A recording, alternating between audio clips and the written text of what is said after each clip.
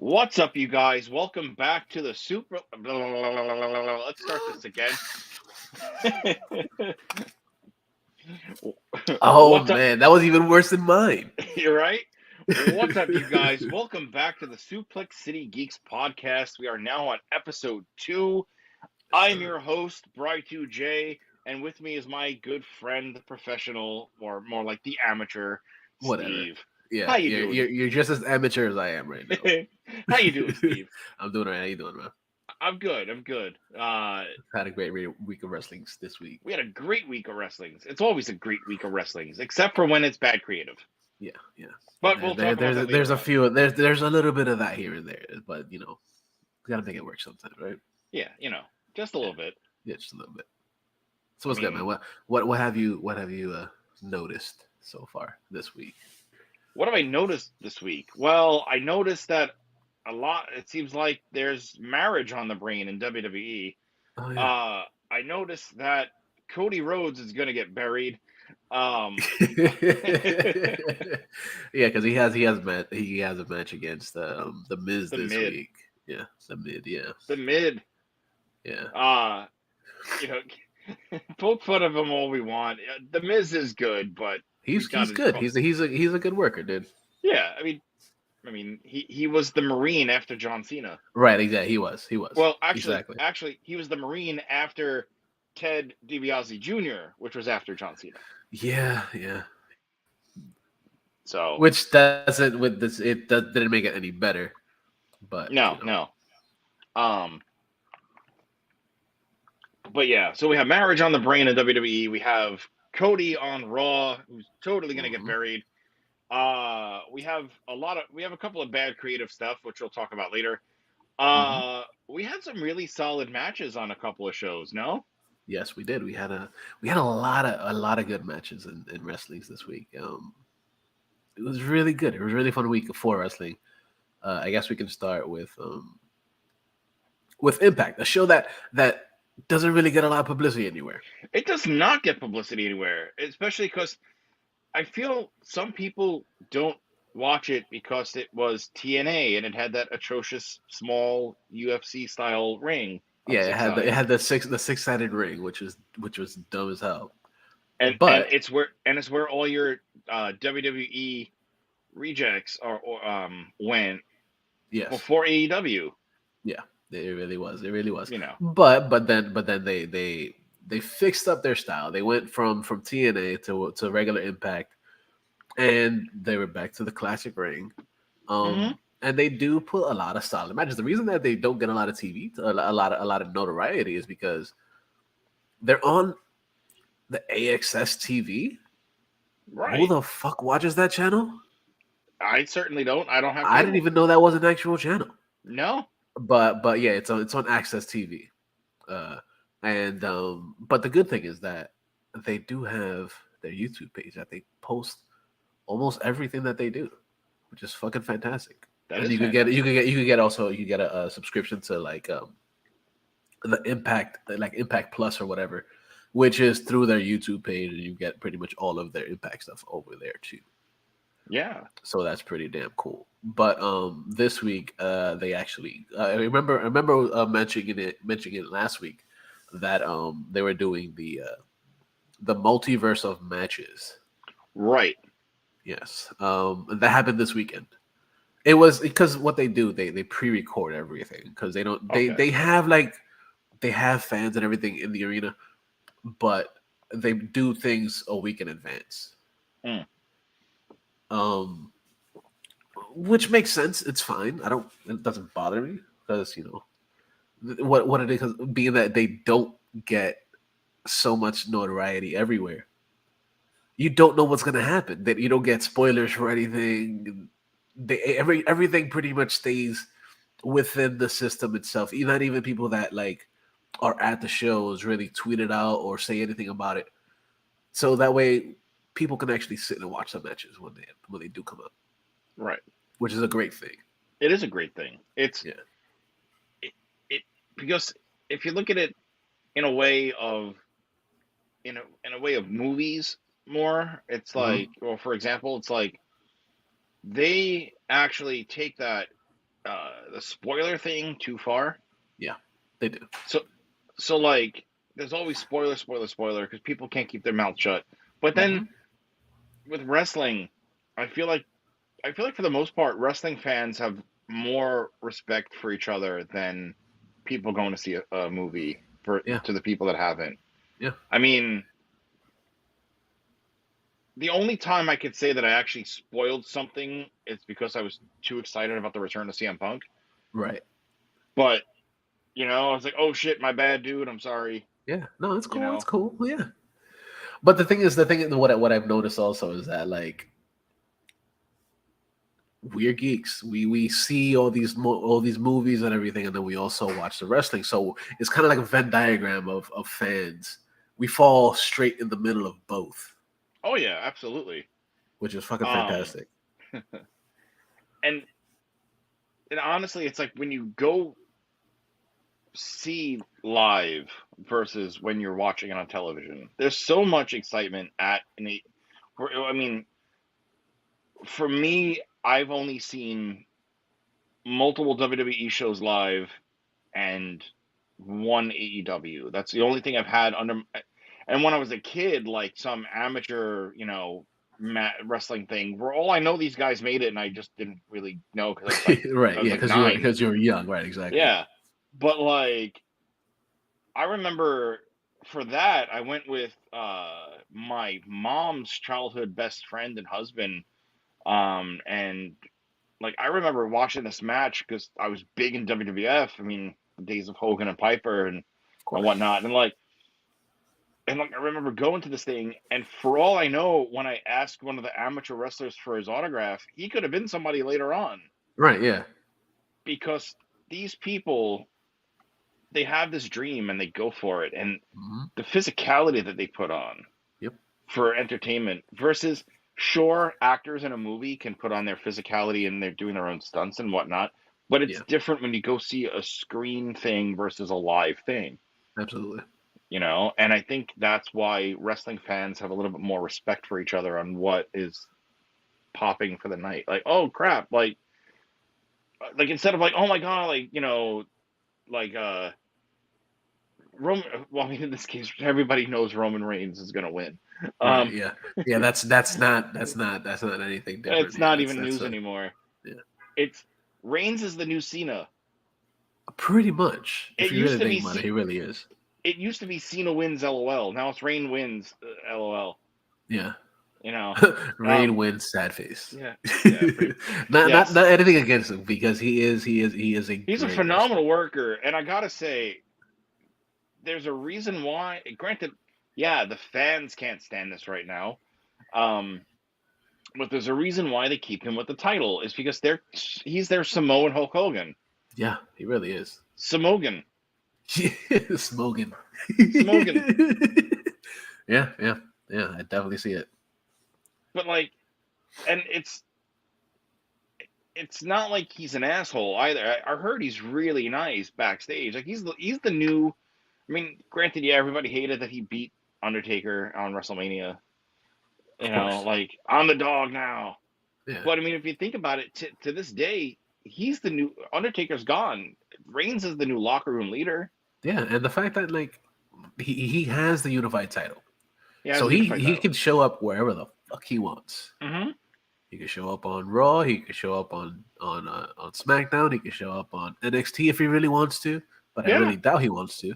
But he same. could show up pretty. He could show up pretty much anywhere, and he could do whatever the fuck he wants Right. because he's one of the few. Him and Paul Heyman are one of the few that actually have control of their own creative over there, 100%. and you can tell. Yeah. But like, so what I was to lead back into the thing about Impact, it's like, um, the thing about wrestling fans is that they're so loyal that they don't want to tweet out a victory and ruin it for other people. Right. And it's a shame that Impact is only really on AXS or Access, Yeah. but it's more like in our case, it's access denied Pretty because much. I because think we that's don't gonna be have the. it. I think that's gonna be the episode title. Yeah, you're welcome for that. Yeah, creative thank right you, thank here. you. Yeah. I'm the 2.0. So yeah, so basically, fans don't really get to see said things, and I like that the fact that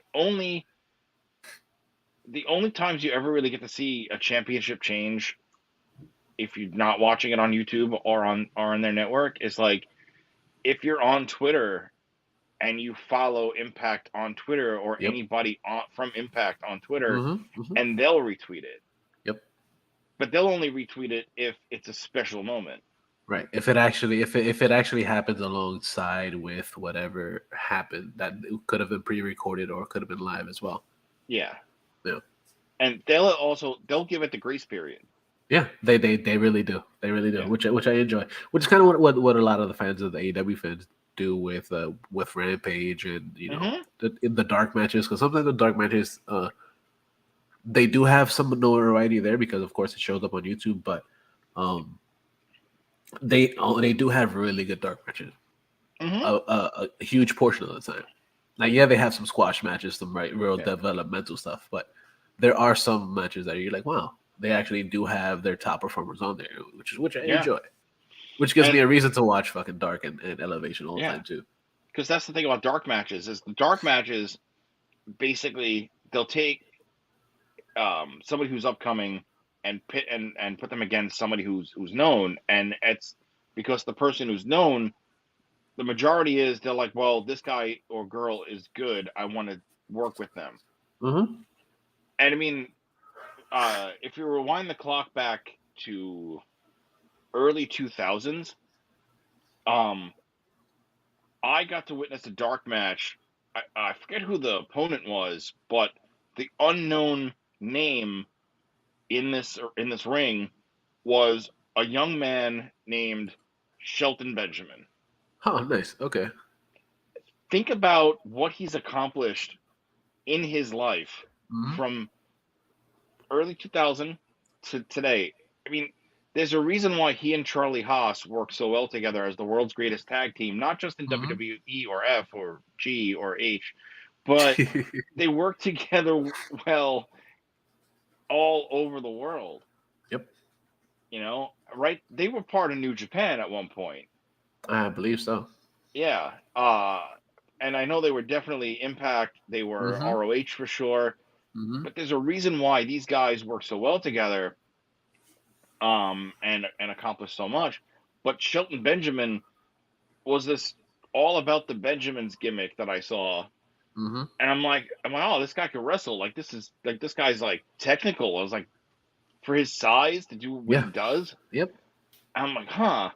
And then you fast forward, what was it, like 2010, where he no, it was like 2007 Money in the Mm-hmm. Bank, where he literally ran up the ladder, Yeah. Yeah. and I'm like, you know the skill that you need for that, Yeah. That's because that's a lot of skill. That's a lot of practice too, because yeah, because he it's could it's have not easy.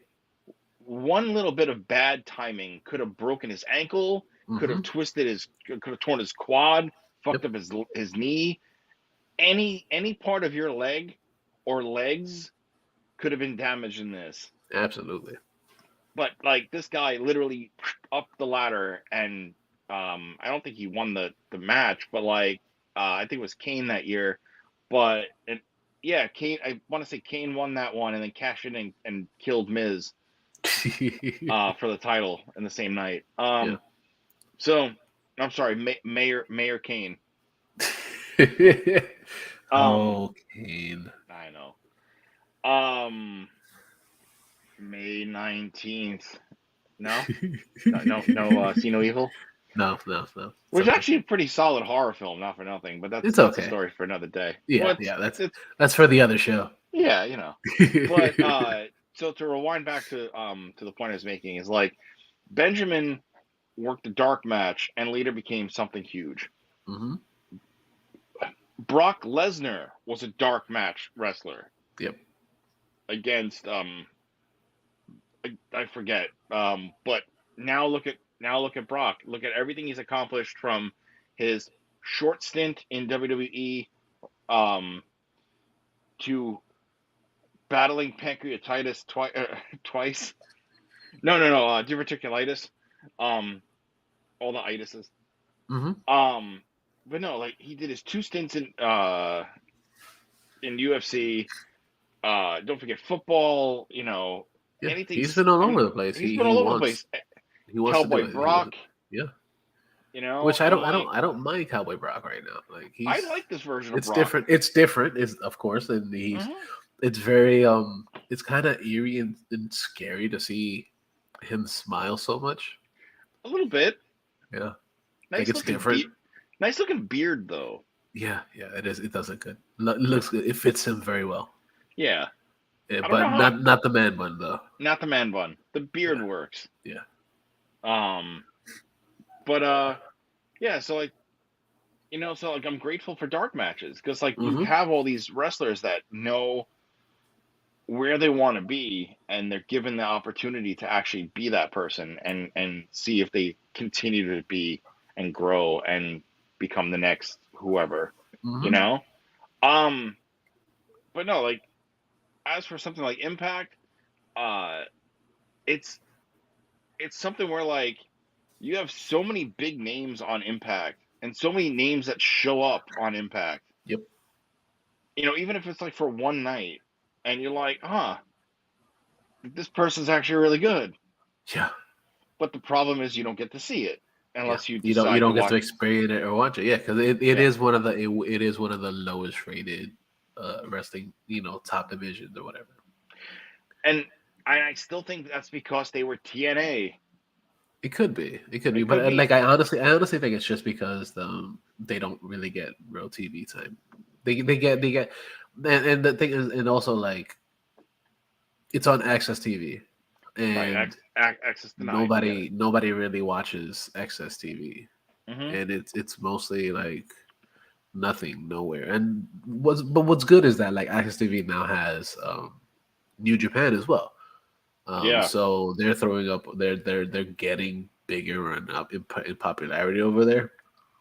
So Hmm. who knows? Who knows? Who knows what might happen over there with Access TV? Yeah. I Because I mean, think the only thing that I remember seeing for Access TV was like concerts, like shitty concerts on there back in the day. yeah. Yeah. Every now and again, I would like Yeah, see something like a YouTube clip or something. yeah. Um. But yeah, So going back yeah, to Impact, going back going back to Impact. to Yeah. the multiverse of matches. Right. Right. Um, the first like standout match for me, of course, because we're kind of breaking down all the shows and seeing what were the highlights that we can say were great matches, really good shit.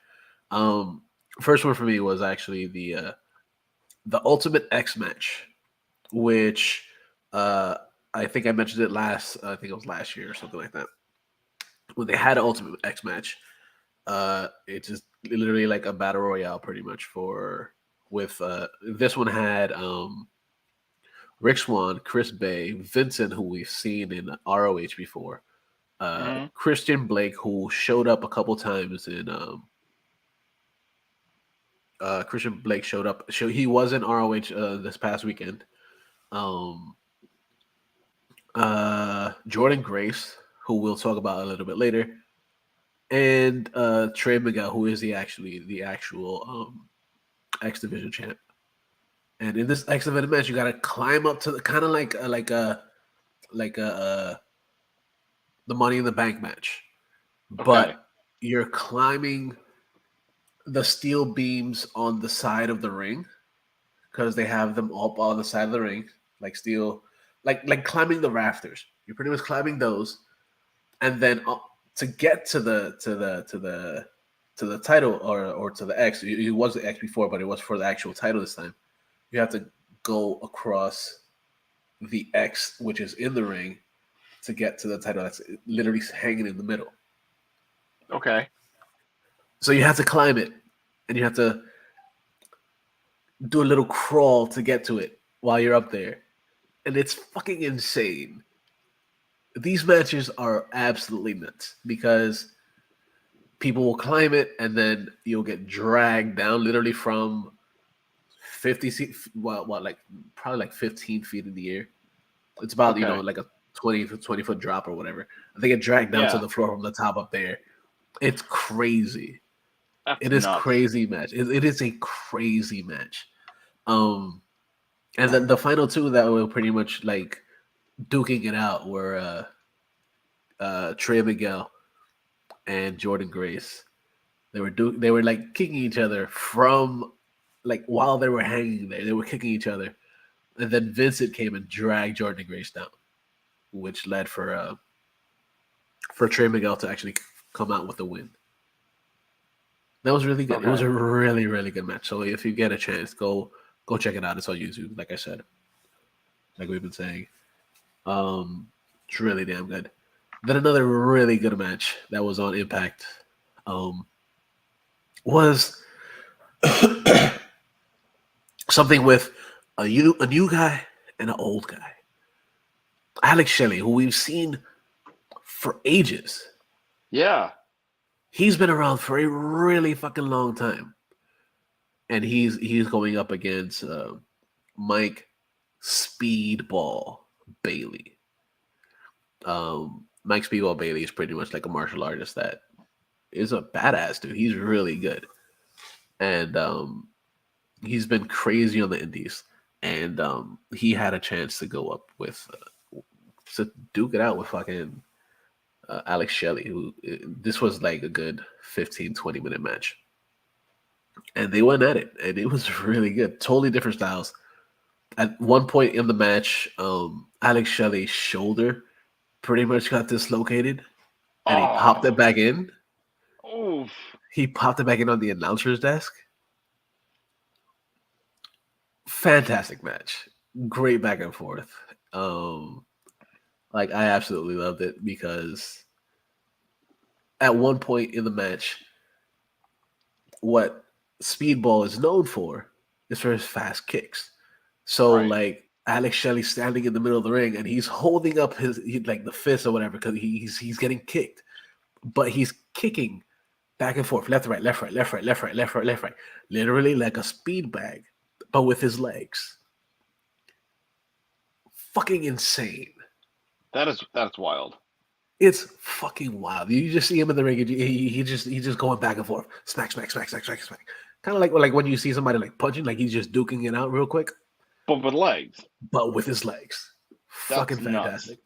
That's fucking bonkers. Yeah. So and he's doing this all while just having his feet wrapped up. He's not even using like shoes, like boots. Oh, so Yes. he's kind of doing like Muay Thai kicks in a way. Yeah. All right, that's nuts. Yeah, Yeah. I gotta go back and watch that. Yes. So definitely watch Speedball versus Alex Shelley. Fucking fantastic match. Also on you can find it on the YouTube as well. Then the other great match that came out this week that I was super excited for, kinda, because one, I enjoy Walter. I'm not digging the new name Gunther. Yeah. Gunther, I'm not a fan of Gunther. I'm gonna keep calling him Walter, and I'm pretty sure nobody's gonna disagree with me. Because everybody hates the fact that he's Gunther, and it's like, well, that's kind of fucked up because he's Austrian, and Yeah, the real Gunther, who was Austrian, was a Nazi. yeah, But let WWE be PG though. yeah. Exactly. PG company with all Yeah, the money releasing people. yep. It's all good. It's all It's good. all good. So Walter went up against Braun Breaker for the He's a beat. All right, first off, Walter's great, but like Braun Breaker's a beast. yeah. Braun Breaker's a beast. Braun Breaker's actually the dude that he re-won the NXT championship on Raw, Right. and then he faced off against Walter the next day Okay. on NXT. And this was a really solid match. What I'm not a fan of is the fact that like I'm just gonna give it up is the fact that like Walter is a really good, hard hitting wrestler right now. Mm-hmm. And they changed his whole gimmick. They made it a huge thing to have him lose his first match, his first title match as Gunther.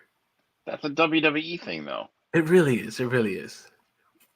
But it was a good match regardless. It was a pretty good match. Braun Breaker, he's fantastic, dude. He's one of those who's just like, yeah, I can see him on the main roster actually putting up some numbers because he's Yeah, fucking good. He's he is really damn fucking good. good. Yeah, he's really damn good. I He won it, and I'm like, okay, I can see it. I wonder if they're gonna gear him up to be the eventual next Roman. Probably, I can see it. I can see it. He still has a lot Oh of yeah, times to get there, oh but yeah. I'm not saying next week. I'm saying like when Reigns is finally like I'm enough. Like I've had it. yeah, Because I mean, and Reigns is young. Don't get me wrong. yeah, Reigns is like what 30 something. yeah, But like, um, it'd be nice for the company to finally give somebody else a chance yeah. that isn't the same five people. Yeah, exactly, exactly. But what I did notice is actually was something that we can get from the Dirt Chase is actually I heard that he's trying to move more towards Hollywood, just like The Rock did and everything. And Yeah, that I did. Khan is actually trying to help him get into that and probably buying rights to shit. So I can that see could that happen. happening. Yeah. So that could be I mean, happening. he's basically fucking Jason Momoa's stand-in. Yeah, he really They is. look the same. Yeah. Yeah. You know, they're the same height, the same build. Hmm. Like they literally look like they could be related. Yeah, they probably could be. They probably could be. Yeah. It's it's almost like either one of them could play each other in a movie, Yeah, I could definitely see that. or WWE Studios presents twins. Yeah, I could Well, see it. well, Well, not at that point, you just bring in the Rock at that point if that's what you want to go true, with. but to not we can't use twins because that is actually a It's trademark copyrighted, right? copyrighted name. So what we'll do is WWE Studios presents Jason Momoa, Joe Anoa'i, or call him Roman Reigns if you want in the movie, but like in fraternal twins. Or just rename it Multiplicity. Oh, or if that's copywritten too, just call it the, Roman Reigns and Jason Momoa star in Addition. The multiplier. No, I like that one too. Or Jason Momoa and Roman Reigns. This is the best one. You ready? Jason Momoa and Roman Reigns star in Younger Brother. And then you throw in the sequel to that would be The Other Brother. Yeah, I like it. I like it. That'd be great. We could actually we could position this out on the polls if people want to see us continue doing this Roman Reigns Jason Momoa joke bleeding into the Inner City Geeks podcast. Let us know. Yeah, word. Let us know. Because I mean, shit. No more wrestling talk. It's just gonna be this for the next 90 minutes. Yeah, pretty much. But yeah, let's actually poll this and be like, hey, do you want to have any more like movie titles? And I'll straight up, I don't give a fuck. I'll write a list. I'm unemployed. I got free time. Yeah, might as well. Fuck it. All right, let's do it. Let's do it. But no, yeah. I'm happy that they're pushing both these guys. I just really wish they just kept him as Walter. Yeah, absolutely. And like, and like, I gotta say, I've seen images of what he looks like now. Like, Walter looks good. Like he dropped some weight. He got cut up. I'm like, all right. Yeah, he's still chopping the fuck out of people. Yeah. Yeah, like he had a match on I think it was on NXT. Oh no on SmackDown, I think it was, whatever it was. And he was chopping the fuck out of Joe Alonzo, who I've seen on AEW Dark a few times. Okay. and he's chopped. It was a squash match, of course. Like there was Right. literally like no offense from Joe Anonzo. But he was getting the shit chopped out of him. That match was basically like Walter's like, I want to chop somebody. Okay. Yeah, yeah, pretty much. Let's Alonzo, you're throw in up. this guy. Yeah, yeah. And the thing But is, like, I'm giving I gave props to Joe Alonso because I follow him on Twitter because he, like I said, he was really good when he was there at a couple. They did a few matches over on Dark, and he had a little bit of a feud with in the Indies with Fuego del Sol, who's yeah. another AEW dude. But Braun Breaker's a really good dude. He's a really good wrestler, Oh yeah. and but like he's the fact that he's literally only been there for a little while. It's Yeah, gonna he's take not. him a good time to Yeah, because I've only get heard back his up name. there. I've only heard his name thrown out there on Twitter and whatnot for just a short while, not like a long time. Yeah, yeah. But he's good. He's good. He's good at what he does. And you gotta think about it too. Like this ad is also a Steiner. Like Mm-hmm.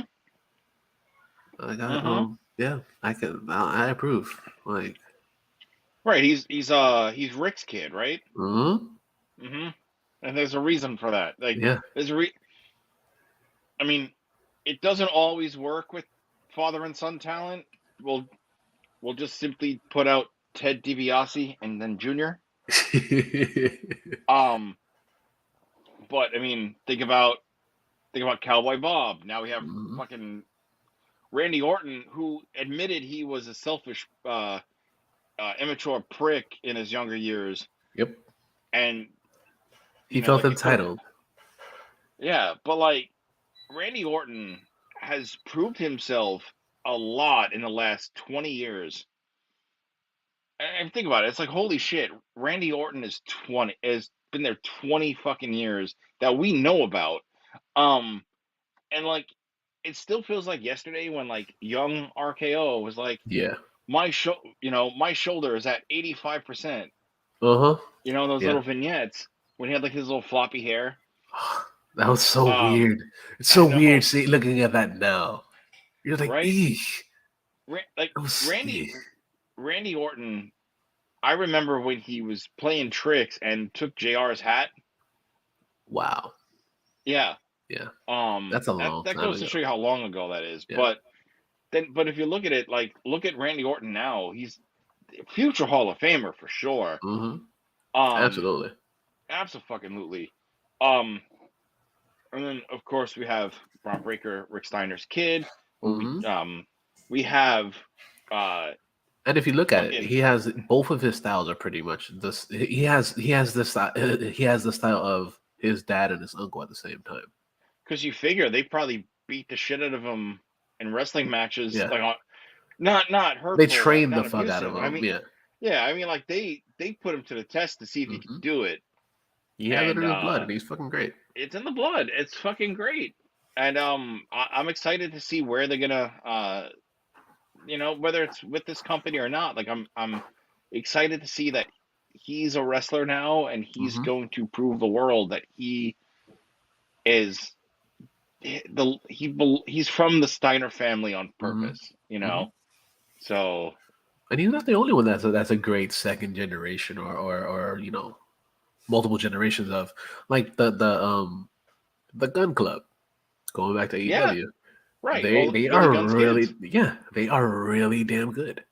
the Ass Boys. Yeah, the ass boys exactly. They are really damn good. They of course they're low mid carders or whatever, but Right. they're still really good at what they do. They really put on a great show. I enjoy them. I enjoy watching Well, them. I mean, I'm probably gonna get canceled for this, but think about who else was a good generational wrestler. Cody? No, Oh. Nick, Nick Hogan. Oh, he is?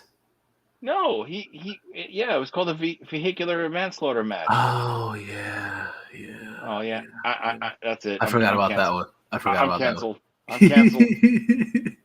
canceled. Your name next week should be the canceled. It might. It very well The might be. canceled one. Yeah. But no, like in seriousness, the Gun Club, they'll they'll grow into their own Oh, for sure. in when the time is right. Yeah. And Um. they are really playing Oh yeah. the heels like hardcore. And we'll go a bit younger for WWE. Dominic Mysterio. Yeah.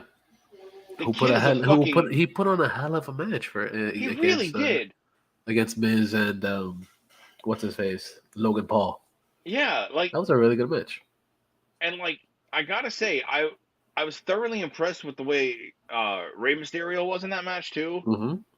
Because I'm love or hate Mysterio, depending on like how they push him. Okay. But it doesn't mean that I don't respect the hell out of his work. Yeah.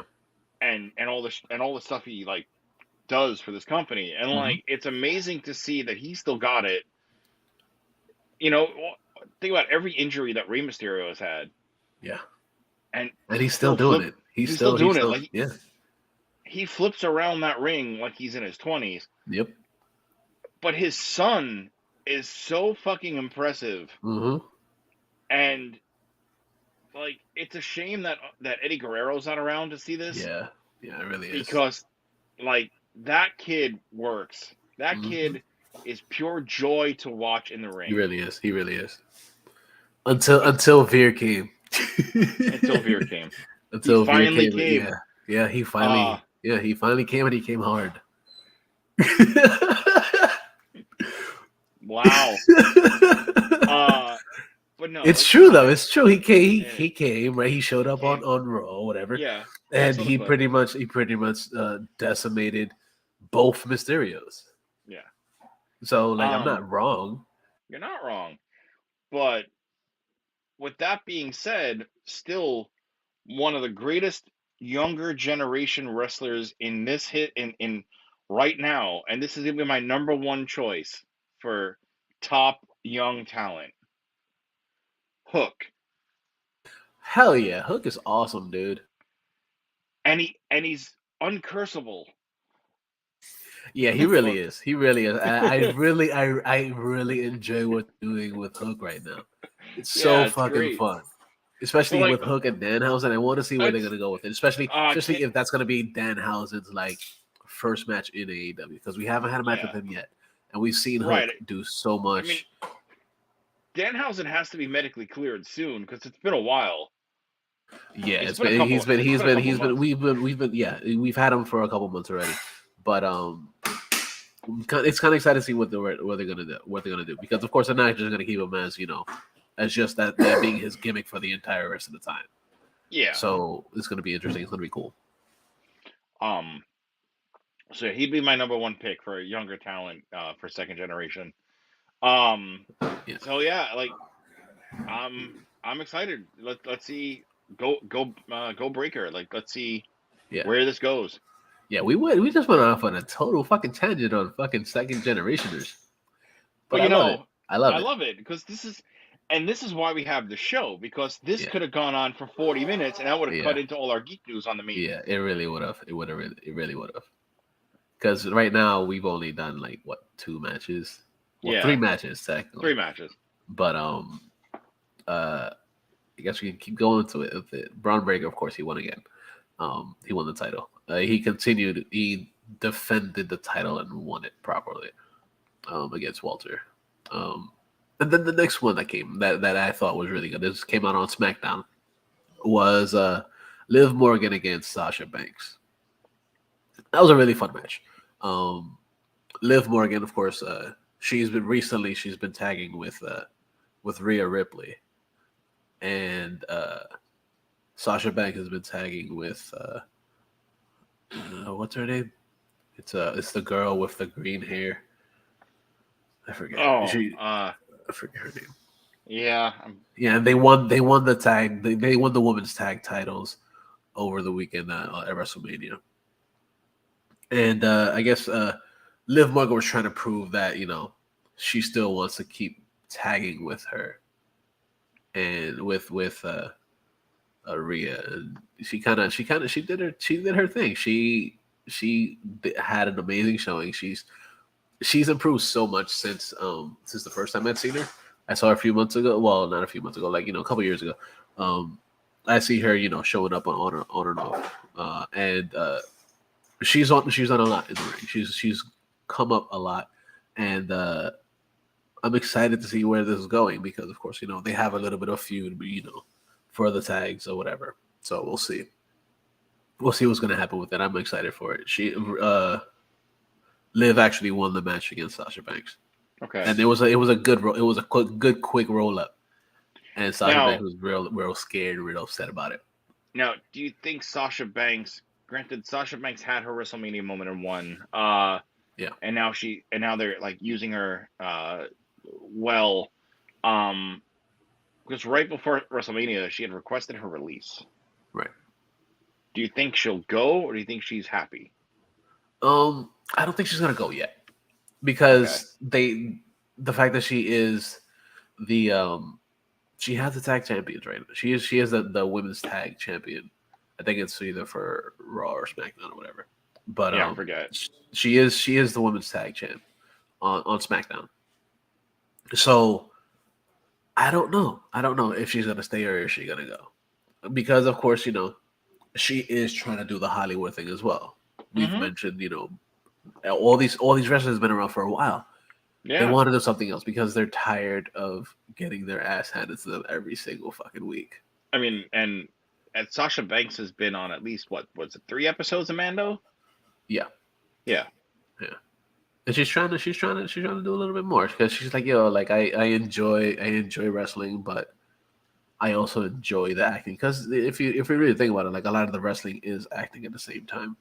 Yeah, because you gotta play a character. You gotta do certain things that make it more believable for the people out there.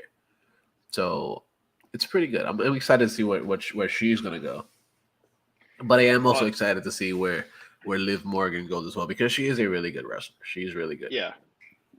Why did she was gone for a while, right? Was she injured, Liv Morgan? Liv? I believe so.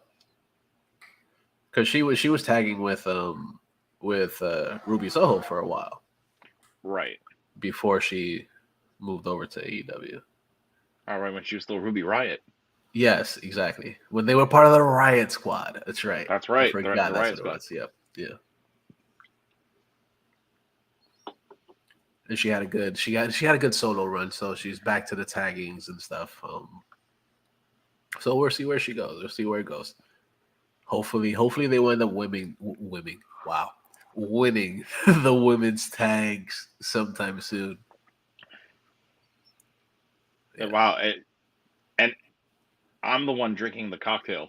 Yeah. I don't know why I said women, but I guess yeah, but yeah, it's fun. It's fun. I like it. And then the top 2 matches of the week for me. Of course, sorry, I was for you as well. I was going to call you the Ecuadorian Charlie Sheen. Wow, I guess I'll take it because Charlie Sheen is Mexican anyway, so it's okay. I'll take it. well, I mean, you know how you look according to a troll from our right, exactly. Yeah, exactly. Jesus Christ. Go back and listen to our Only Trolls episode. Yeah. Go check out the Only Trolls. Hello plug. Yeah. All right. Anyway, so our top 2 matches. Our top 2 matches of the week. Both fantastic fucking matches. Both insane matches. The first match that I'm talking about is FTR versus the Young Bucks 2 on Dynamite. I cannot stress enough how much I love both tag teams. Absolutely. The amount of work that each one of these members go through to ensure that you, the fan, is having a great edge of your seat moment. Yep. I was like, seriously, edge of my seat going, holy shit, are they going to really make FTR drop the ROH titles? Yeah, because it was both titles were on the line. Right, both titles. Yeah, that's right. So the AAA title and the and ROH the title. ROH title. So I Yeah. was like, are they going to give it to the Bucks? Because the Bucks have been without titles now since they lost it in that cage match. Yes. To The wow, I'm Lucha blanking Brothers. on. Yeah, exactly. Yes, the Lucha Brothers. And then the Lucha Brothers wound up losing them to Jurassic Express. That's correct. Yes. Yeah. Which side note, Jurassic Express is still one of my favorite tag teams They're good. in a long time. They're good. Oh, But they're yeah. FTR is working their way up for me. They Especially really are. especially now that they pretty much turned babyface. Yeah. And this match proved it. It proved that because they're technically both heels. They're both heel teams because Right. the Bucks have been heels for quite some time. Oh yeah. But the fact that FTR still come out of the heel tunnel, but they're getting such a face from the crowd. They are chanting them on the entire time. Like I mean, I texted you during that match. Like, did fucking was it Dax that ate the fucking confetti? Yeah. I'm Yeah, like, why it is was he hilarious. eating the streamers? Yeah. And like, I didn't catch that at first. That they still come out of the heel tunnel. Yeah. But that is dope. Because they feed into that. We're the heel, but we're so over. Yeah, they are so over. Especially so this over. this entire week has pretty much solidified them as faces Mhm. because they absolutely did a badass job during the ROH match over at Supercard. Yeah. To do another fantastic fucking. So they had two insanely great matches in a week. Yeah. So literally like 5 days of them working through insanely good matches, which is fucking fantastic. And like, you could see that they were hurt too because all the fucking all the tape, the tape that they put on their arms and legs, and it's like, holy shit. Yeah. But like, they went and worked and worked and worked against the Bucks. Mm-hmm.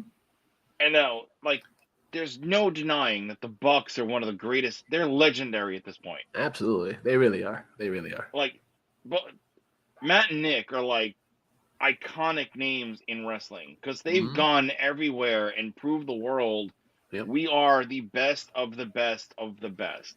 Yeah, without even making a big name for themselves on like big shows. Yeah, I mean, because they were on WWE stuff for a little while, but as extras. But they were jobbed as they were singles and they were jobbed as hell. Yeah, yeah. Like there was that older BTE that I watched from like a couple of years back, and when Kenny Omega had the bad dream and like he calls them up and it was Matt was like, I had a dream too. I dreamt I was a jobber in WWE or something. They're like, I'm sorry, bud. That wasn't a dream. Yeah, that was. And they show you the clip of him on SmackDown in like the green trunks. I'm like, okay. Yep. But forgetting about them, everything else that the Bucks have touched has been their gold. Will it be literal gold? Which I don't think the titles are actually real gold. I think they're more like plated, gold plated, whatever. But they're still fucking dope. Yeah. So say everything they touch is gold plated. Yeah. But these guys worked. I mean, number one, them being brothers that are they're what, like a year apart or something. Yeah. Them being brothers that have been wanting to do this for God knows how long. And they, as kids, clearly wrestled each other to like when the play fighting and shit. And then growing up a little bit, getting a little bit older and like wrestling in whatever thing they could do to be this way. Doing the backyard wrestling. Yeah. And they've worked like they have a similar chemistry as Matt and Jeff because Mm-hmm. they're legit brothers. Yeah. Like it's different when you're working with somebody who's a partner who you know for so long and they're like your brother versus somebody who is literally Absolutely. blood. Absolutely. Because And at that point, the you know each other. You know each yeah, other's strengths and weaknesses, so you know how to feed off of each other for a exactly. match. And one of the greatest moments, well, first before I get into my greatest moment of that match, um the Bucks work best as heel. Yeah, they It absolutely fits do. it fits them so well. And the Mm-hmm. fact that they still come out, what's his name, with the cold spray. With Brandon Cutler, dude. Yeah. Brandon Cutler is actually a really good wrestler, but his gimmick right now is so fucking funny, dude. You want to talk about over is him. Yeah, he's so fucking Because over, dude. He really is. he's literally not doing anything but spraying them with cold air Yeah, and getting his face beat up when he's yeah. wearing the fucking mask. Uh huh. While he's recording BTE, Mm-hmm. it's fucking hilarious because he's the one that records all the BTE That's shit. right. That's right. Yeah, He is the one that records BTE. Which, if you guys aren't watching BTE, it's fun shit. go stop listening to us ramble for a minute and Or subscribe just to pause it, them. or just pause this and just go watch BTE. Yeah, that works best. Don't forget about us. Yeah, don't forget about us. Don't forget about this infant child that we have right now. Yeah, exactly, exactly. We're only two. We're only two.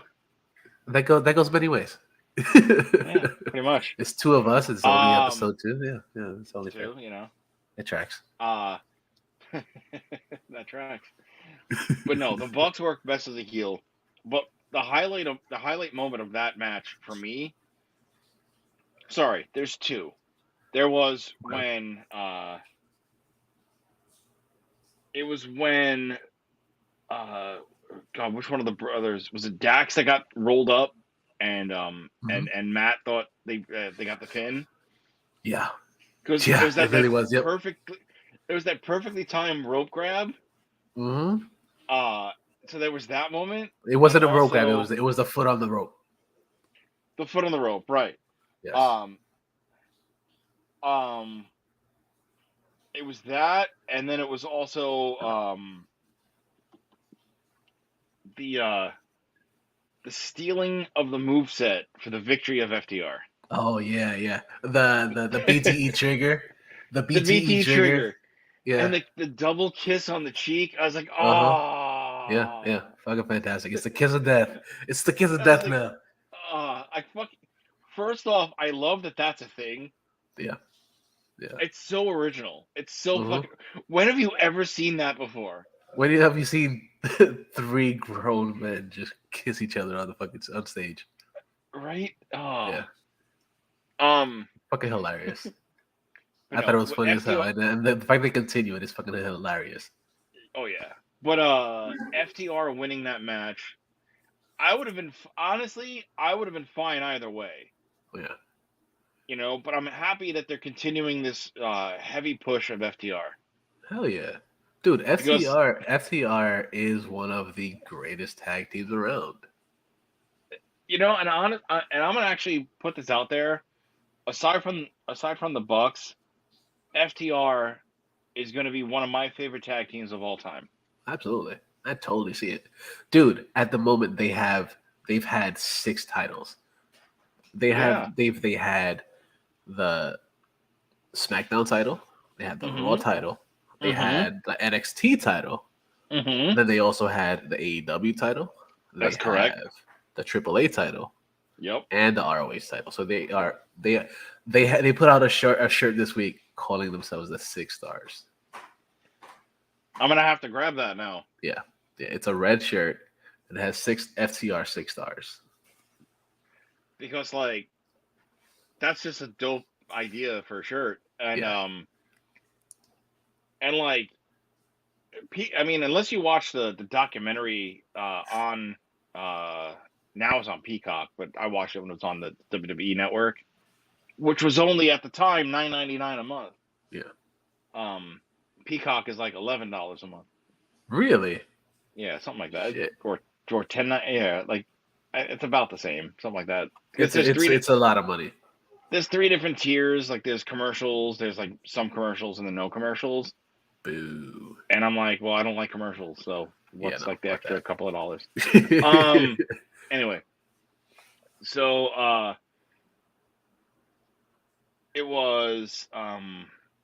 it was Dax that actually helped Edge in ring rust matches in Edge's garage.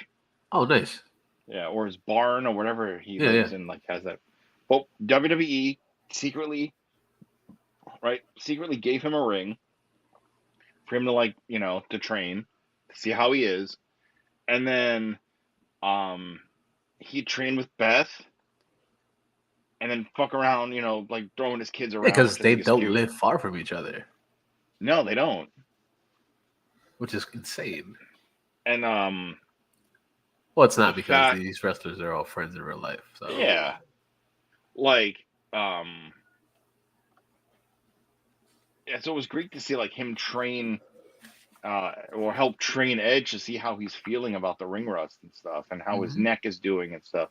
yeah, Because one of the things about Edge was that um, he knew his neck was okay when he uh, he was on a mountain bike with uh, Sheamus, and Edge took a tumble, right? Like he took a tumble on some like shaky ground or some shit, hmm and immediately it was like, are you gonna be okay? How's your neck? And he's like, I'm actually good. And okay, that was like one of the triggers, like, maybe I can do this again. right.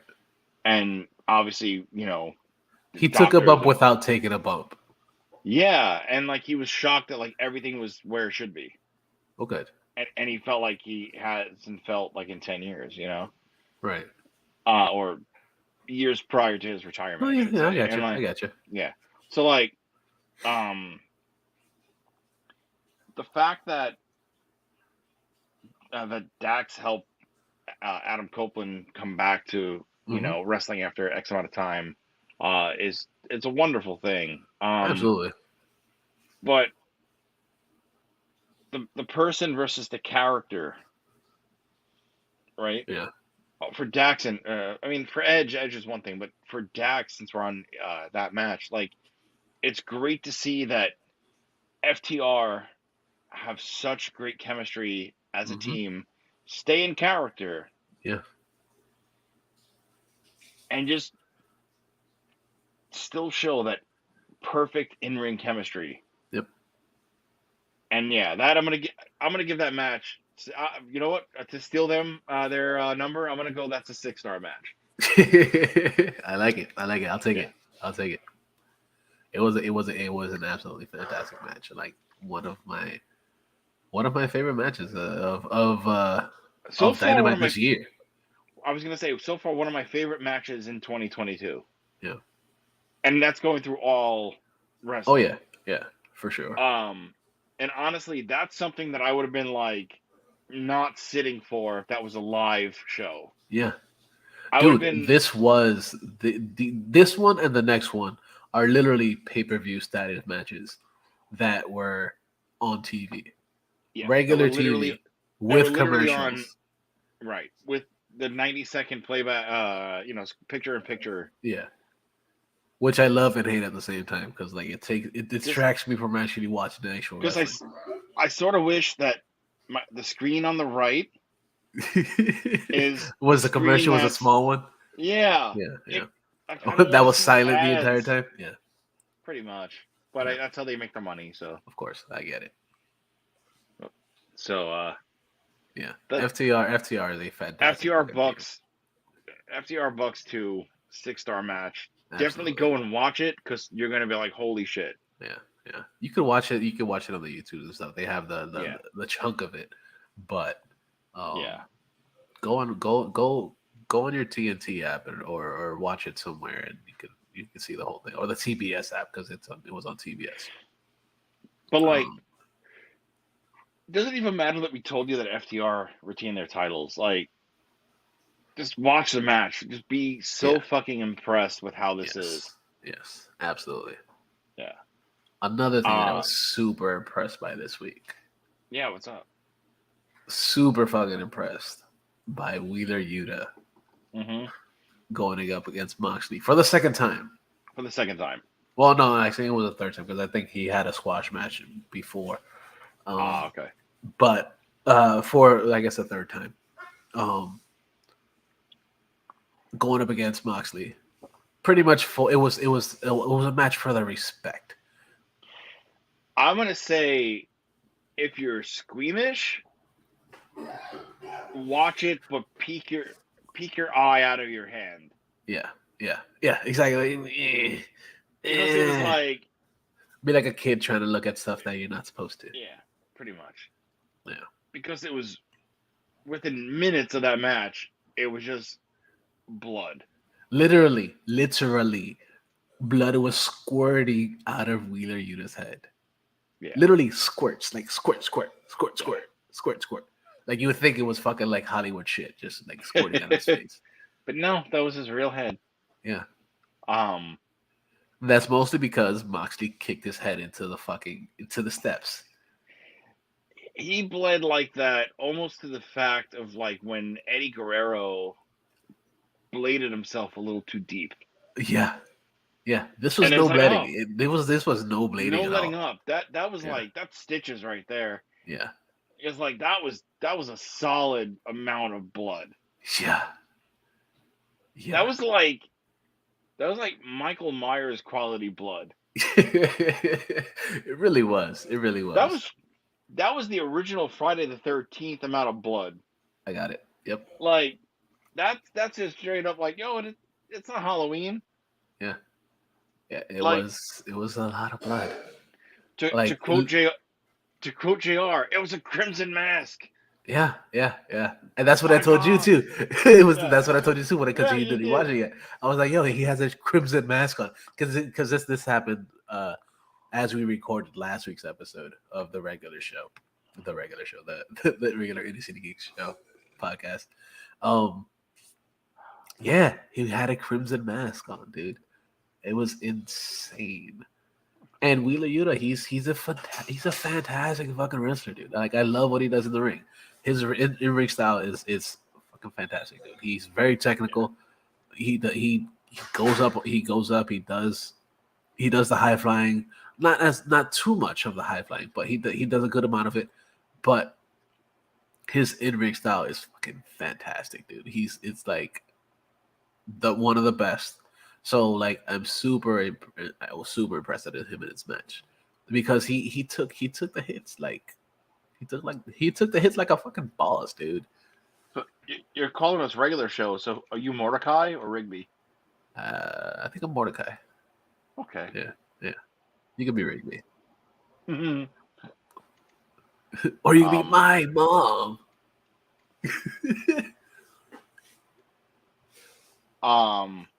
But no, like it was good. It was a solid match. Absolutely. Very, very bloody. Very, very bloody. And also the fact that like he took every hit as much as he could, and I fucking loved it. Mm-hmm. I fucking loved every single second of it. And then not only that, of course he lost, right? He lost because they're not gonna make Moxley lose yet. Right, exactly. Especially because you got the BCC. Yes. The Blackpool Combat Club. Yeah. Yes. Which I love the name. I love the name. I love the name too. And the fact that Moxley was basically yelled at by the fans to shake his hand. Mm-hmm. And Wheeler was like ready to go down more. The man's fucking bleeding like he got hit by a truck. He's bleeding on his knees when Regal and Danielson came out. And still was like ready to like throw down. Yeah. But then Moxley was then later told by William Regal to shake his hand. Mm-hmm. Right? And his hand was shaken. I'm sorry, it was Regal that shook his hand. Yep. So Regal shook Yuta's hand. Yep. And now there's talks that he's going to be part of the BCC.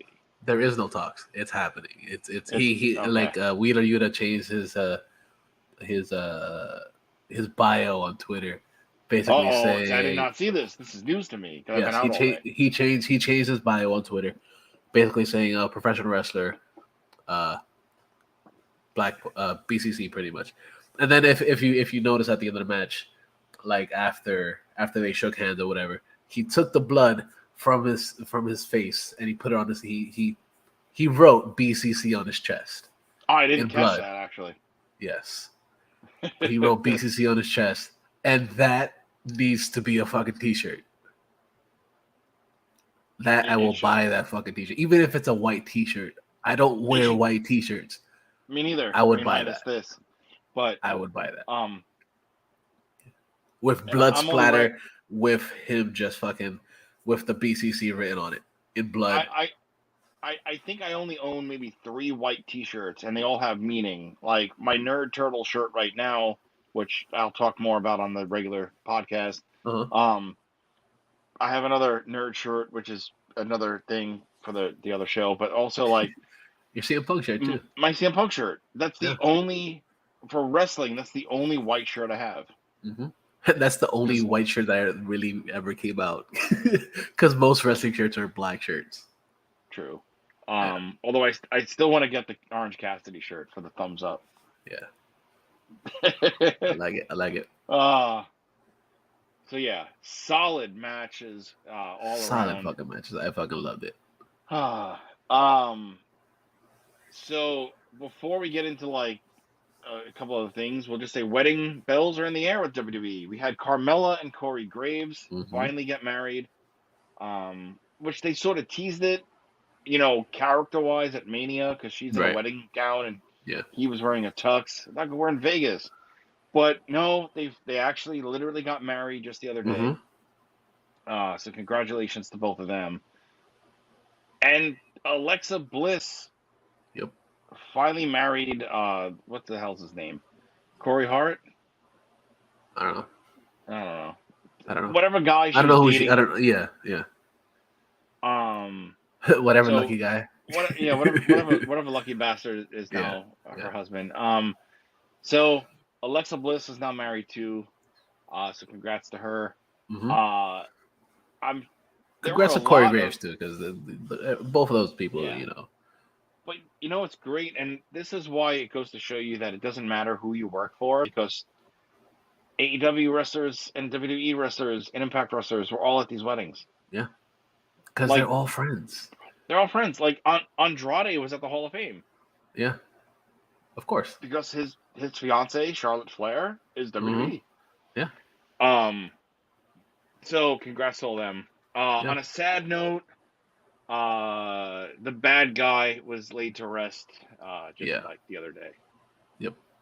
And there was a picture that was tweeted out by Scott Hall's kid Cody, and it was Kevin Nash, it was DDP, it was Shawn Michaels, Triple H, Cody, Cody Hall, I should say, not any other Cody.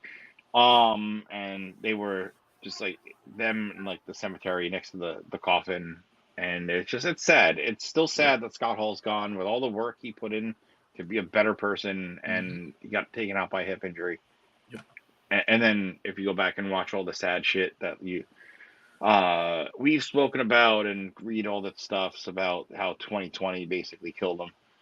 Yeah, pretty much. It's sad. Just I mean, in a nutshell, with that, not to delve any more deeper than we did the episode that we recorded it, but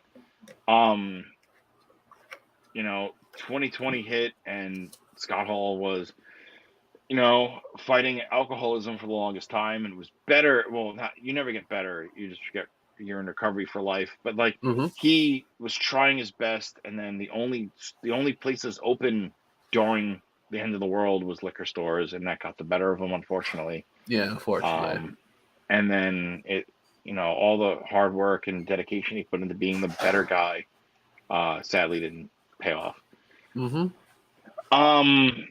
So that and then there's some a couple of other like dirt sheet type things.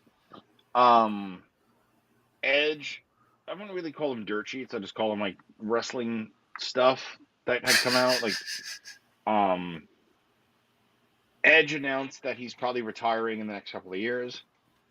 Which makes sense. Makes sense because he knows when it's happening. You know, like may not be the exact date and time he knows, but Of he course. knows that like I have X amount of time left. This is Right. when I'm gonna stop. Which makes sense why he's the one. Which He's making a whole faction now. yeah, exactly. And like it's nice that he's finally gonna get um he's finally gonna get to close out his career on his terms, Mm-hmm. as he said Oh yeah, on for sure. his speech in 2020.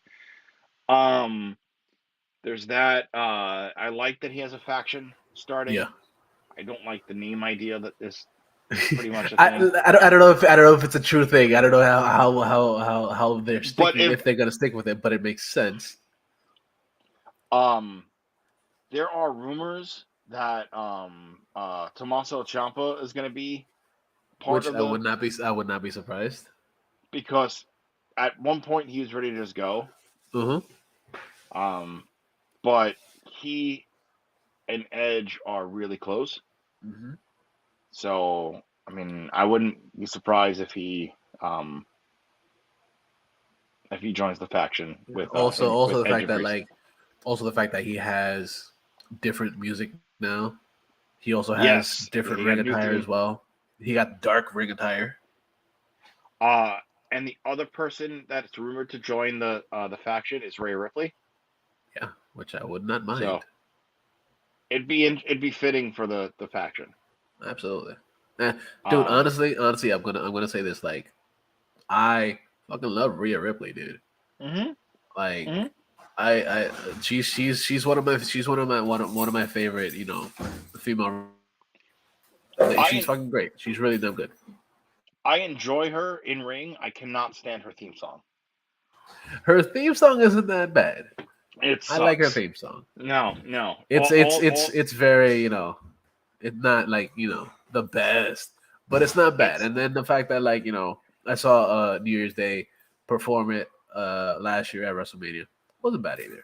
it's some of the worst chick rock I've ever heard. It's It's just not that bad. bad. It's It could be bad. worse. Oh no, it's bad. Okay, fine. Fine. Um, so that's it for that stuff. Now one of the things that really got me, one of the things I thought was one of the better things of Monday Night Raw was Cody Rhodes. Unfortunately, going to get buried in 6 months. Cody Rhodes talking with unscripted from the heart, talking about his dad, nearly like having to do that same like I'm a man facial like face exercise he did when talking about Brody. He put a picture of the American Dream up on the screen, and he nearly started breaking down. And Yeah. we learned that Dusty died in front of him, Yeah. and that's just heartbreaking because as a son who lost their dad, I I didn't get to witness it, but it crushed me as it would It would because we crush were anybody, close. honestly. Because especially because we were very close, and seeing the pure emotion come out of Cody talking about Dusty Rhodes, it was heartbreaking, but yet joyous at the same time. Yeah. And it's a shame he's gonna get buried because he's fucking wrestling in the mid. It's his But first TV match. you don't know. You don't know. Because yes, Hmm. it is gonna be his first match. But um he did sign a huge multi-million-dollar deal. So Doesn't matter. he might not, especially if, like Doesn't they're like, yo, matter. like what I think what's gonna wind up happening is that he's gonna be pretty much their next go-to guy. Because first off, he could do the creative, he could do promo work. He's insane with the promos, and he has changed his style since he was last there. His wrestling style has completely improved since he was there. To a point that you're like, okay, this is a totally different wrestler than where he was in the beginning. So I can totally see him actually being worked for a while, for a good while. Probably even I've mentioned to you previously. Like, I really think that he will be the person that's going to dethrone Roman Reigns as champion. I hope you're right, because I don't want to see Cody get buried. I don't want to see him leave a promising young company to go to this older company to just not be anything.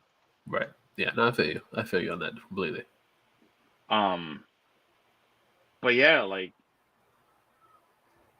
what I find very soothing about Cody being on back with WWE is that he got to bring his entire gimmick with him, music and all. Yeah, that was pretty cool.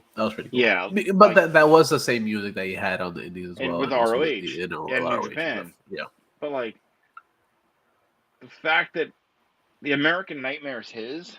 Yeah, that's his trademark.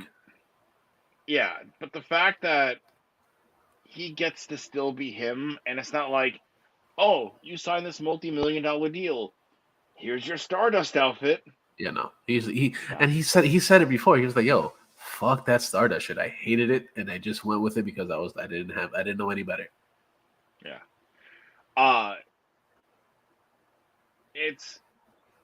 I'm glad he's gonna be something on.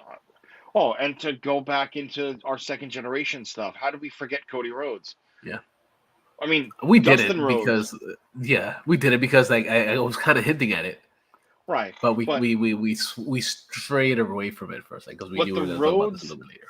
Yeah. The Rhodes sons are two of the greatest wrestlers ever. They really in are. this in the last couple of generations. Mm-hmm. Forgetting about Goldust since like the early 90s. Yep. But honestly, Goldust was actually not that bad back then either. No, not at all.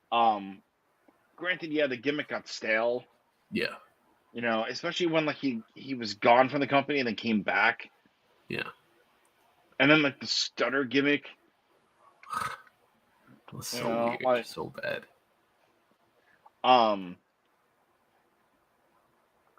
But then you look back at Dustin Rhodes this last 2 weeks ago, where he wrestled blanking. Who the hell did he like wrestle for? Sammy. Lance Archer. Lance Archer destroyed him.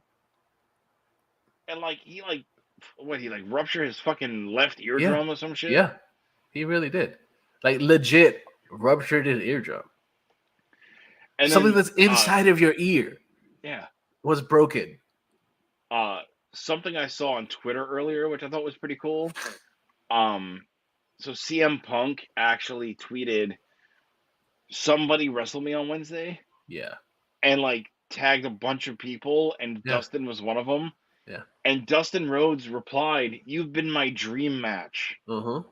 Amongst like a few other things, but like the key words there, "You are my dream match." Yep. I'm like, please have a match on Wednesday. Yeah, please have a match. Please. And then I also saw, along with that tweet, I saw FTR hit him up because they're all huge fans of Bret Hart. So he was like, they were like, "Oh, how about you and somebody else tag against us with Bret Hart as our manager?" And considering everything going on with the company right now, with the Owen Hart, with the Owen Hart Cup, the women's, But have you seen pictures of Bret Hart lately? Yeah, he's getting better. He's getting better, dude. He's almost in fighting. I mean, he won't wrestle, but like he's in fighting shape. Yeah. For someone that's had so much bullshit happen to him in life, Like, right? Didn't he like he like fell off his bike and then started developing like seizures or some shit? Yeah, yeah. Um, Cancer survivor. He has had so much shit, and He's like been through a lot of shit, dude. like not talking like brother getting killed via wrongful accidental death and shit, Yeesh. but I Yeesh. mean that's a story for another time. But like Yeah. Bret Hart, the person, has gone through so much shit, and he's still standing there smiling, Yep. and he's in great fucking shape for the Yep. first time in God knows how long. He like the picture I saw of him recently. He didn't look like an out of shape hippie like he was on Raw Yeah. when him and Shawn Michaels had like I'm sorry moment. Uh Like, oh, huh. Making up for the so screw job. pretty right. Yeah. So it'd be fun to see That would be Brett amazing to come see. out. I mean, Because he came out at the beginning of AEW, the first few, I think it was the first but, few episode of Dynamite or but something like that. Or I mean, obviously they can't get the theme song for him though. no, Ruckus created a theme song for him. That because Find it Ruckus is online. fucking awesome. Yeah. Um, so yeah, it'd be pretty solid to see Bret Hart manage. Absolutely, dude. Tully Blanchard did a Um, good job with them, yeah, but I would love to see Bret Hart back in the ring. Not necessarily back in the fighting ring, but as far as be holding a down. manager. Yeah. Maybe throw a punch, get a sharpshooter in, take a light bump. Ooh, ooh. Like, well, I mean, test his waters, see where he is. Yeah, yeah. You know, I'm ready for it. I want it. I'm ready for it too. We need it I I, now. We need it now. I need that pink and black. Yeah, yeah. Um. All right, so we're trying something with the show, which Yes. We're still we're still my we're still in the show's infancy. we're yeah we're on episode 2. Yeah. We're not quite a pilot, but we're still there. Yeah. Um. Now we're trying out a segment in which I originally wanted to be the title of the show Right. before we came up with our name, or Mm-hmm. I'm sorry, before I came up with the name. Yeah, yeah, yeah. I give you credit, dude. You good? Yeah. Came up with it. You know, um, we're trying out the thing where we talk about the bullshit of what went on with certain shows, Uh huh. and we're calling this segment. We're gonna thank Chris Jericho for this one. Bad creative. Yay! Bad creative. Yay. Got it. Yep. Um. So, 8 months ago, WWE Raw, we saw vignettes of Elias. Yes. Elias with his luscious beard, Uh huh. His luscious beard, his long hair, his long his hair, and his guitar. guitar, Yeah. and the He whole even came out with an WWE. album. Yeah, he did a 4-track album, which is actually really a fun listen Okay. because it's actually a good album. Like, forget about it being part of the whole WWE thing. Uh huh. Um, so he had this gimmick in where he would sit out on a stool, play guitar.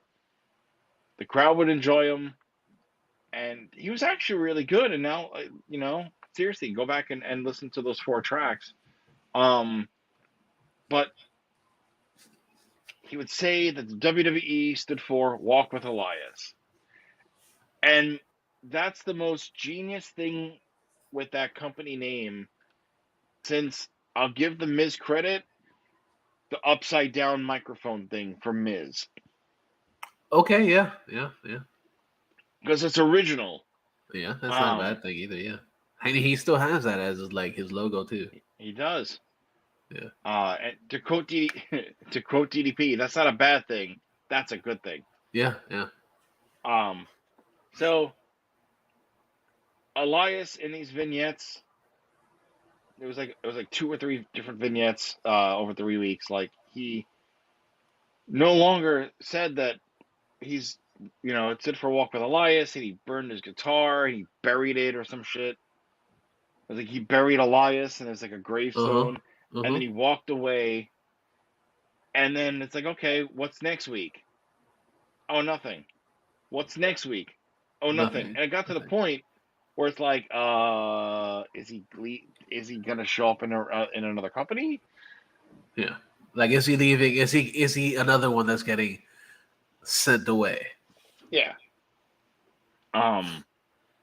But then last Monday, while we were recording the pilot episode of the Suplex City Geeks, Mm-hmm. music hit while who the fuck Kevin was it? Owens I was in the see. ring. Yeah, that's right. It was Kevin Owens in the ring, and it goes to show you how much I care about WWE right now. Kevin Owens was in the ring, talking his shit about, Austin. Austin put up a better match than I thought, but I was actually injured. My lower back was Uh acting huh. up. Uh Yada huh. yada Uh huh. yada. Uh Trying huh. to like save face for Yeah. Of course. what was probably one of the better matches of WrestleMania Night Yeah. One. Yeah. Um, night the best match, of course, being the Jackass match. So go back and watch that. Um, but KO talking shit. Music hits. This guy comes walking out in these trunks with not short hair, but like just about Like neck earlobe. length, yeah. Yeah, neck length if like you straightened out his curls. A 5 o'clock shadow walking out doing his thing. Looked pretty ripped actually. Yeah. He looked like your traditional WWE jobber. Yeah. He did. Or no, I want to throw one out better. He looked like a fucking. He looked like a creative character. He really does. That's funny. Yeah. He looked like something that you would create in a WWE game, Yeah. and they gave him the name Ezekiel, which is almost like something that you would find in the list of names that you'd want commentary to call. Yeah. And so Ezekiel shows up in the ring, and Kevin Owens is like, "It's you. I know you." And he's like, "No, I'm not. That was my brother. Yeah. I'm I'm the his younger younger brother, brother. Ezekiel." And it's just like you literally murdered a good character. Yeah. Yeah. It's not good. It's not good. That is So bad that creative right there. that is 100% bad. I don't know who in that company thought that was a good idea. Yeah. I don't give a shit. It was fucking Vincent Kennedy McMahon or the fucking janitor who cleans out McMahon's clogged toilets. Yeah. Like that, sir, is bad fucking creative. Mm-hmm. And I'm gonna say, whoever did that to Ezekiel should be future endeavored. I'm gonna Yeah. throw one out there every week. Yeah. That's fair. That's With, fair. That's and fair. I'll you take it. guys, you guys listening on the Spotify or Stitcher or SoundCloud or Google audio, you're not gonna see. I'm throwing the Harrison Ford finger out. Yeah. You gotta do the finger. You gotta do the finger. I might do that finger point every episode. That's fair. I'll take it. But yeah, that's bad creative. Yeah, it really is. I just remember like looking, going, huh? Yeah. It's Like, not good. Like he had a decent run over as with yeah. with Elias. So like the fact that they pretty much got rid of his whole character and got rid of his whole everything, I was like, why would you do that? But of course that's the same that we see with Walter and Gunther now. Like, yeah.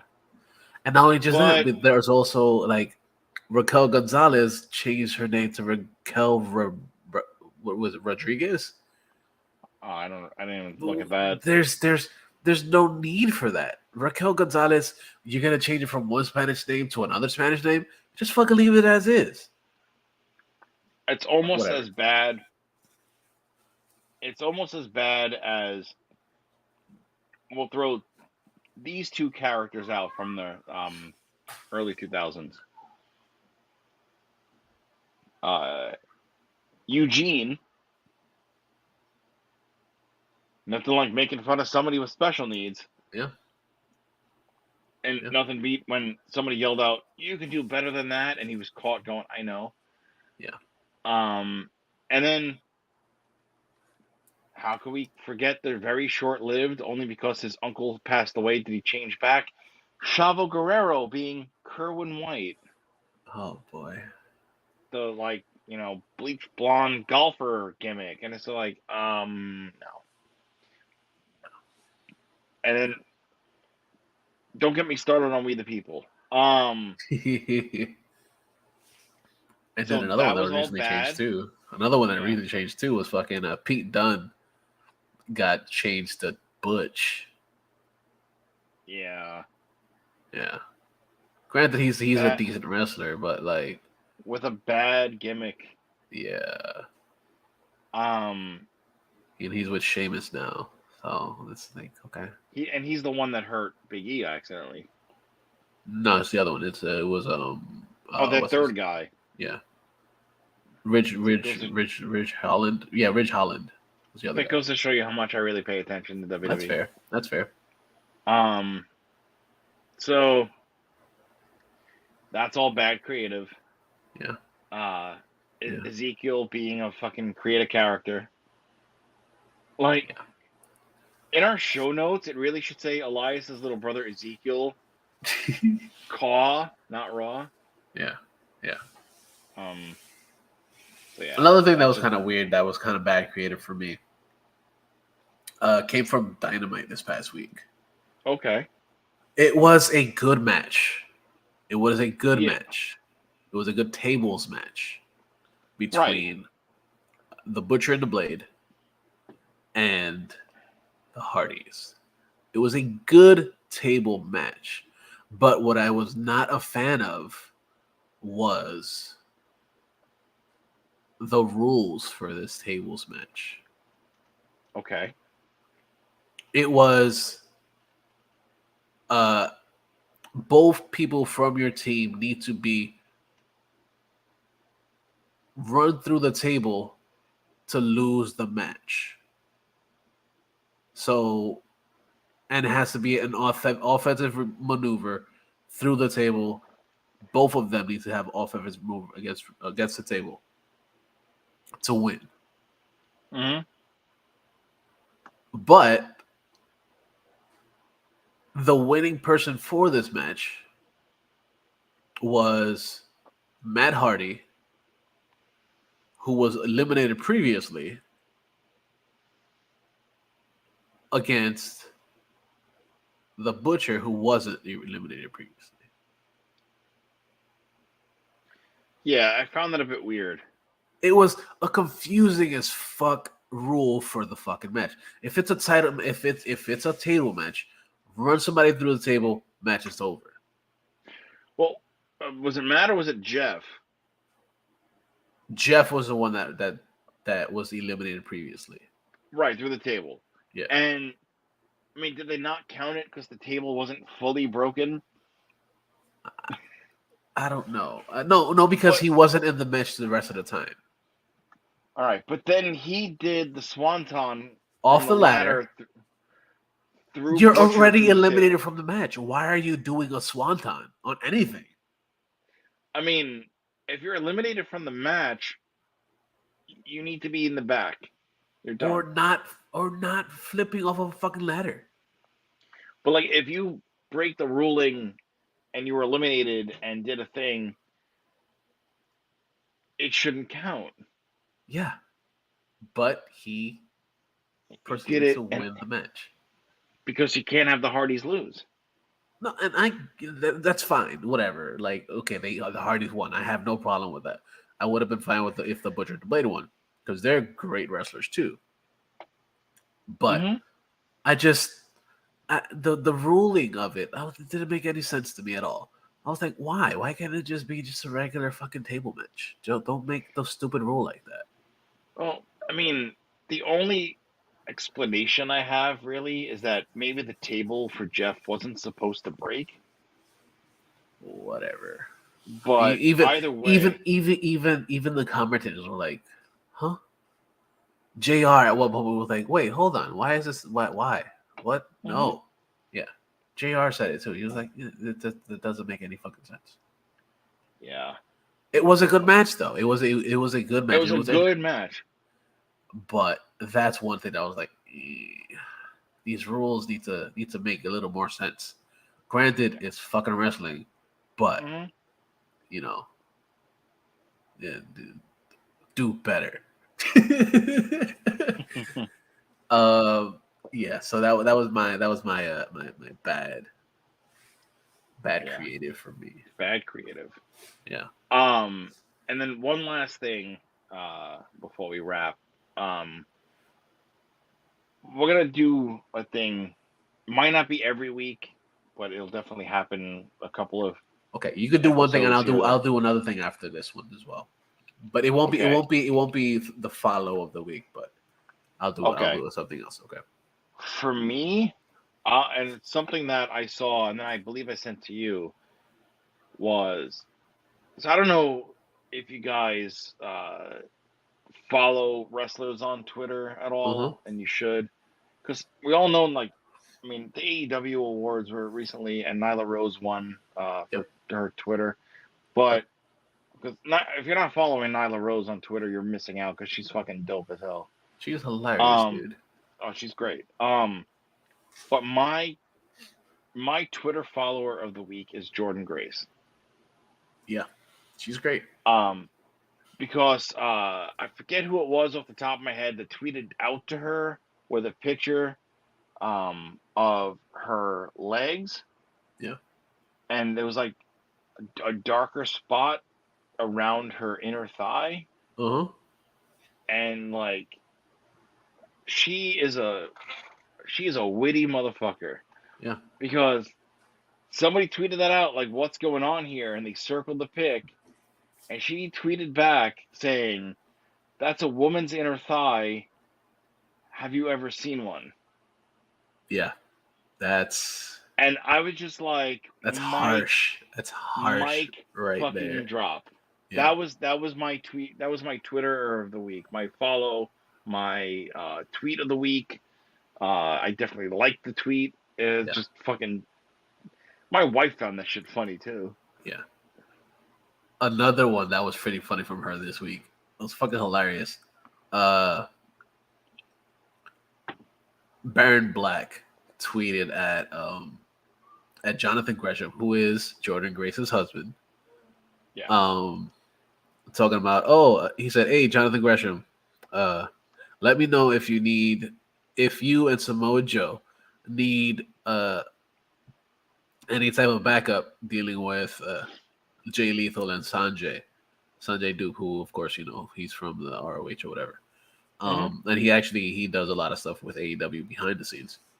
Um, uh, Let me know, I'll be your backup. And then Jordan Grace quote tweeted him saying, "Bro, you're 0-48." Talk about his AEW record. He's pretty much had like 48 losses in the last That couple was of good. years. It's fucking hilarious. Ruthless, dude. Ruthless. And then she continued to tweet back because uh the Catherine Sean Dean responded to it saying, "Do you did you just become my favorite wrestler?" Laughing at her, and then she said, "Someone book this man into a win." Wow. Yeah, yeah, Oh, she's relentless. yeah. She's ruthless, dude. Dude, she is a great follow. So go follow Jordan Grace. It's at Jordan Grace on the tweets. Fucking fantastic.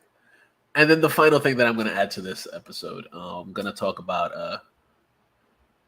I guess my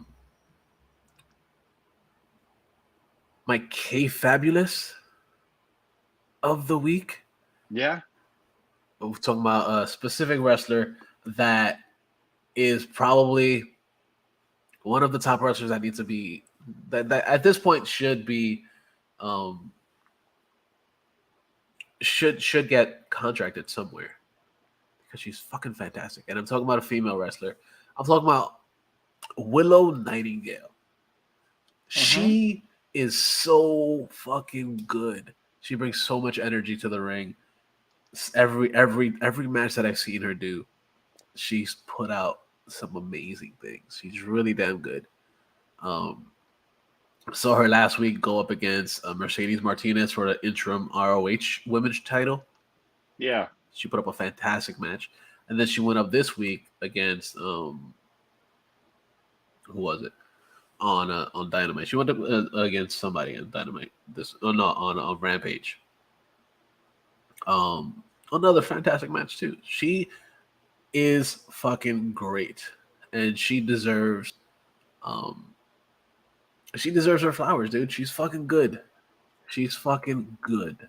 Like I love watching her matches. She knows what she's doing, dude. She's great. She's a great up and comer, and I could definitely see her like putting up numbers, putting asses in seats because she's really fucking good. I keep saying it, dude. Um, she's really damn good. Willow Nightingale. Go Yeah. follow her. Go check her out. Follow her career. See where she goes. Um, she's fucking great. And she's from New York too. So go check her out. She's fucking fantastic. She's been all over the place. She's done tons of indie stuff.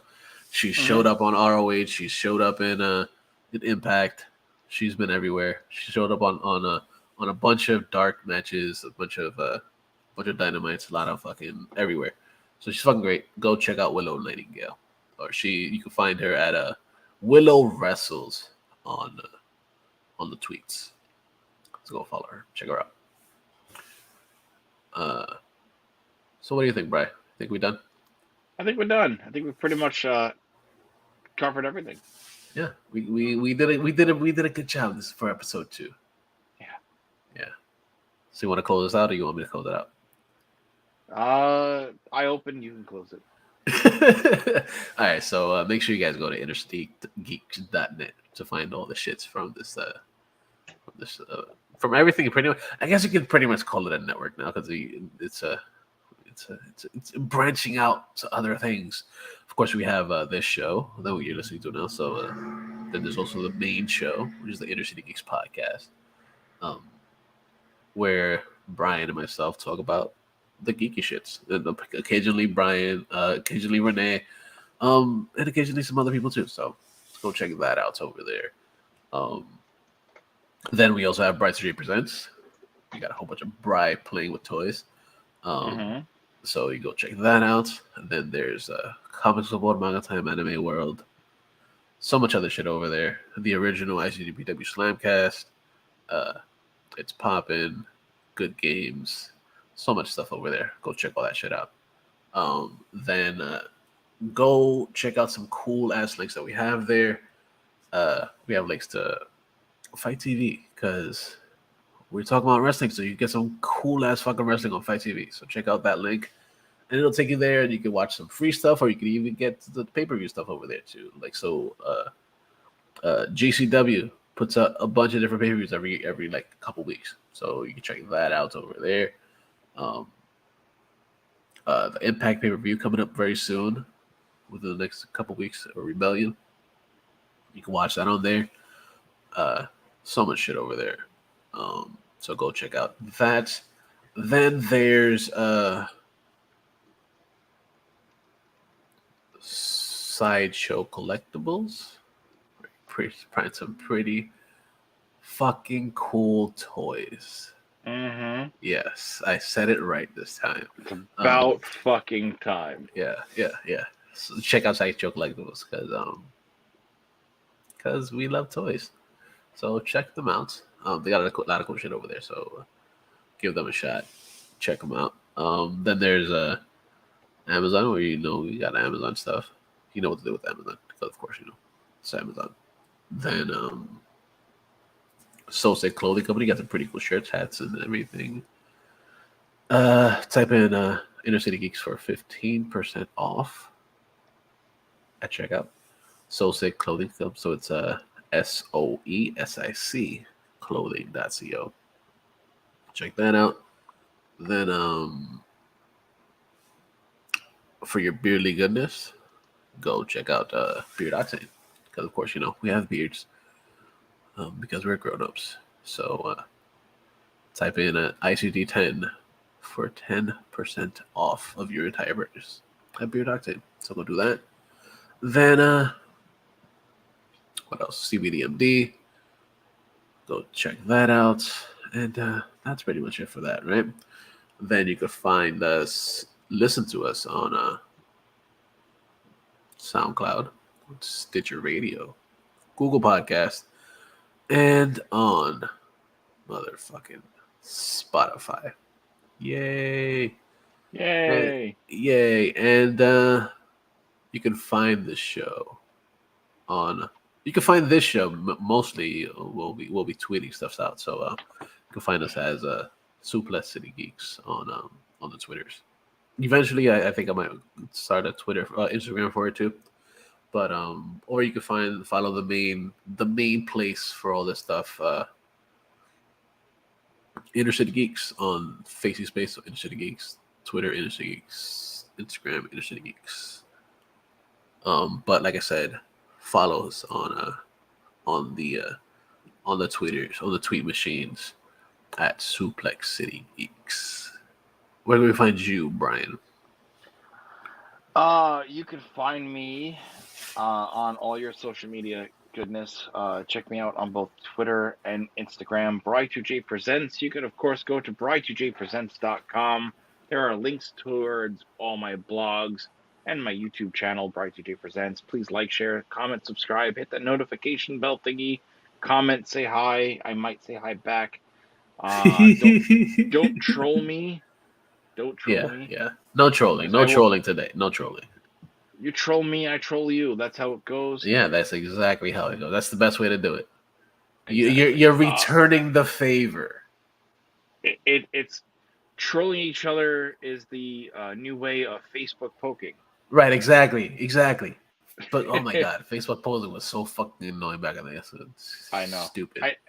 Which I also think it's still on there, just a very hidden feature. So you can find me on all that stuff. Check me out on the Inner City Geeks podcast, and where we like to talk a bunch of nerd shit, which we'll talk more about this coming week. So yeah, that's me, and I will see you guys next week. Both wrestling and nerd related shit, and I will also discuss in further detail that my Fozzy concert coming up tomorrow night. Ooh. Monday. You get to see Bri. Well, Bri2J in the room with Jericho. Once again, I get to see the leader of the Jericho Appreciation Society. Yes, you will. I'm totally gonna be rocking my AEW hoodie from the New York show at Forest Hills. Do it. And I'm gonna break out my Fozzy shirt from 2001, which I haven't worn in probably 20 years. Nice. But I have it. I'm gonna wear it, and it's gonna be. Do it. Fucking great. It's gonna be badass, dude. It's gonna be badass. Oh yeah, I can't. I'm so looking forward. I was playing them on the way home today. Nice. And you can find me on the Instagram and the Twitters at Mr. Jackal, MISTRJACKAL. Like I said, that's pretty much wraps it up. Thank you guys for listening. Thank you guys for checking out the second episode of this show. Let us know what you think. Yeah, some people said that it was the first episode was pretty damn good. So check it out. Let us know what you think. Thank you guys for like I said, for listening. Thank you guys for checking us out, giving us a little bit of your times. And to close out the show, I'd like to say we'd like to wish you the best on your future endeavors.